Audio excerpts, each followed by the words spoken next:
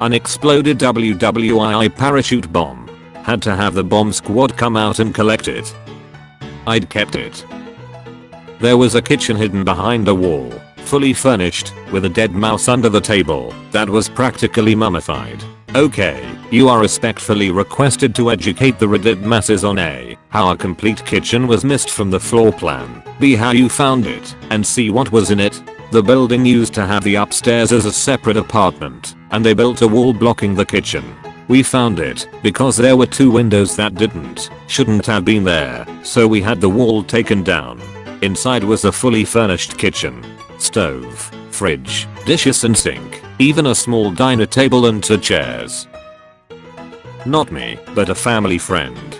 He used to live across town from us in a sketchy neighborhood before moving with his wife to a house nearer us. We were over at his new house when he was telling us about how he was glad he'd moved because that house gave him the creeps. Apparently, when he moved in, there was a room in the basement with the locks on the outside and a dirty mattress on the inside. He said he always felt off in that room and rarely went in it. It's been a few years, but I still think about that house. It used to creep me TF out.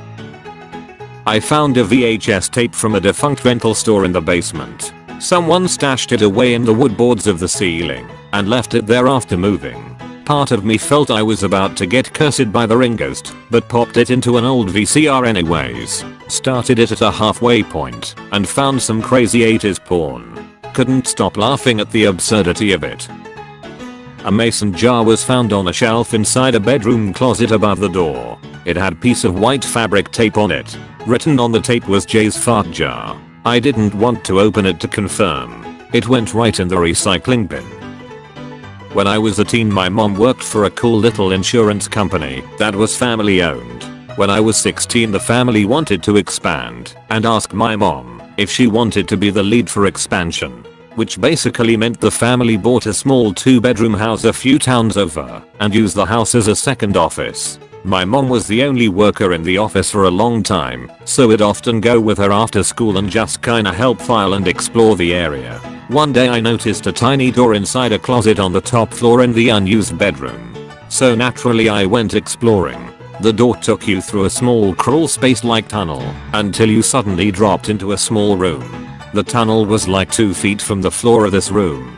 It was unfinished without drywall or windows, but it had a small wooden spool table thingy, a single stool that looked pretty rickety, a teddy bear that looked fairly new, some kids' toys that very much were not new, a small box I couldn't open, and blank papers just thrown everywhere. The room didn't lead anywhere else and didn't have any other doors. The floor of it was super creaky wooden planks spaced just far enough for a tiny trickle of light to seep through. But I couldn't tell where the light was or what part of the house the room was built over. I took the teddy bear to show my mom and her boss ended up letting me keep it. I think I still have it somewhere. I'm not sure what the room was for, but it looked like a kid somewhere along the road made it into a hideaway. It was pretty neat, but super out of place for the fairly remodeled house it was in. A basement. I seriously bought a house and didn't know it had a basement. In my defense, the entry was through a long narrow laundry room away the back of the house, where the sellers kept their dogs. They asked us not to open the door and let the dogs out, and I just never saw the other door. I discovered it when we were moving in. I felt like such a dumb shit. Did you not get a home inspection? That was my first thought. I did, and the inspector went down there. That's where the furnace was, and the state of the furnace was in the report. I just missed him going downstairs. I was showing family the rest of the house during the inspection. About 3 years after we bought the house, we had to get a new washer and dryer. When the old ones were removed, there were so many socks underneath them from the previous owner. When I was 16, my friend's dad bought and sold houses and would pay us to clean them out. In one particular house we found a 2-man horse costume, a male blow-up doll, bag of pot, and sock and boppers. Anyways, we had a great weekend running around our neighborhood in the horse costume with a blow-up doll on top, high as hell. This is amazing. I would guess that this was not the first time those items had been used in that combo. As the owner and renovator of 2 100-year-plus houses, quite a few things The guy who built the one house moved to Canada with his family as a child when they were run out of town for being horse thieves. He made quite a bit of money running horses up from the States, breaking them as he went, and selling them to the Northern RCMP detachments in the 1880s. Judging from the amount of stuff we found in the walls, he either put it there deliberately or was using the space for storage.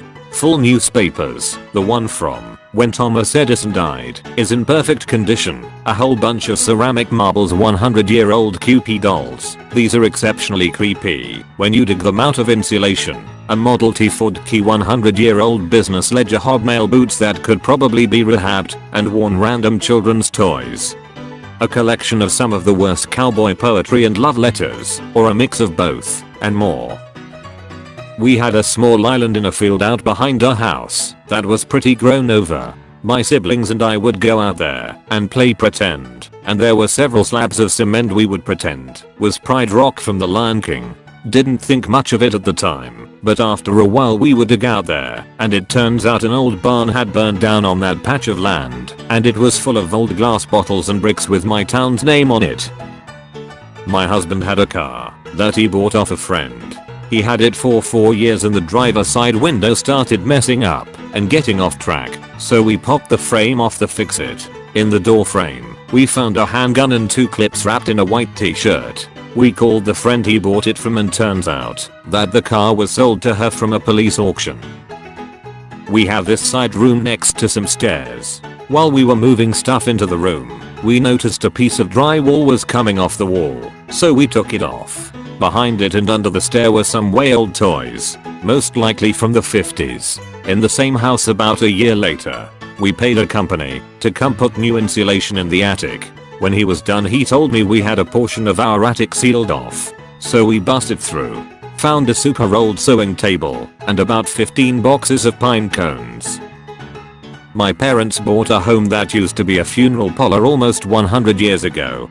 Dad had never questioned why there was a second bulkhead that went nowhere, and when there was a burst pipe they finally had to cut it open. Inside we found a small walled off room that had hundreds of old bottles, odd equipment, chemical/perfumed salts, stained glass windows from the original building, and a few old ledgers plus accounting books. Parents had no use for it, and a local antique shop owner/town historian happily took it when offered. We had received some cool old copies of photos of how the house originally looked a few years later. I just can't get my head around how big a house must be for there to be random rooms that you don't even know about. I need and use every inch of space in my house. If there are additions to old buildings, you'd be really surprised just how much they can fit in new rooms in bizarre places. Last year I helped clean out my great aunt's house, and there were at least 3 rooms and an extra attic that I found that I had no idea existed. And I had been to this house dozens of times before. Right? My great aunt had one of those houses. After she died, we explored a little bit. Honestly, we were collecting the valuables to give to her daughter. My great aunt's sister-in-law was a thief. Holy shit. We found a second basement. In a little closet in the back of the house, there was a trapdoor thing with a little staircase leading down to just a little room that must have been walled off from the rest of the basement. Nothing really down there, just some old newspapers and dust. We also found a third bedroom on the second floor. If you went into the bathroom closet, there was another door on one side that opened into a small windowless room. Enough for a bed and a desk and a small dresser. I kinda miss that house. Really wanted to keep it in the family, but unfortunately the rest of the family decided to sell it.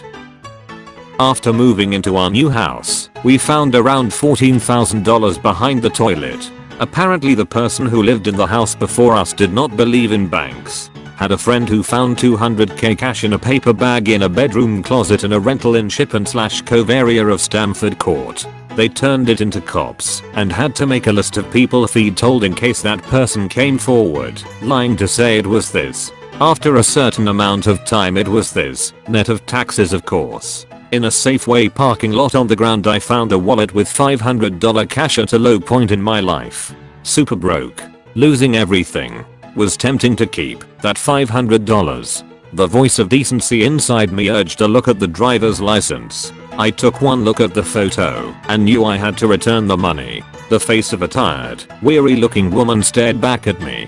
She seemed worse off in the photo than me standing there. The address on the license was not far away. I drove over, parked and knocked on the basement suite door. The lady on the license opened the door. She seemed beside herself until I held out the wallet and she burst into smiling tears and thanked deeply. I knew my decision was the right one. You are a very good person.